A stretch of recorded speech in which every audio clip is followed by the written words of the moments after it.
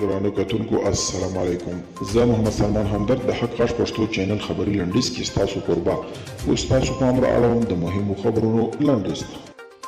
کابل کې د پاکستان سفیر منصور احمد خان د افغانستان د بهرنیو چارو وزیر محمد حنیف اتمر ته ویلي چې هیواد یې هیڅکله په افغانستان کې له پوځي لارې د طالبانو واک ته رسېدلو ملاتړ نه کوي او په افغانستان کې د روان کړکېچ د حل لپاره سیاسي حل غواړي.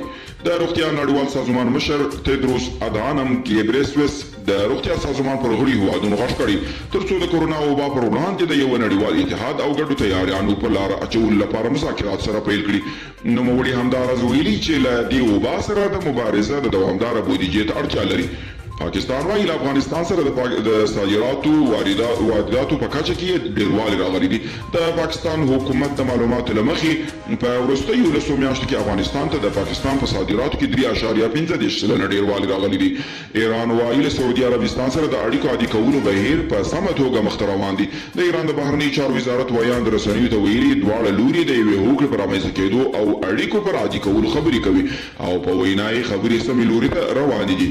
او د ناټو عمومي مشر ینس سټولټنبرګ وايي په افغانستان کې خپل غیر پوځي حضور ساتي.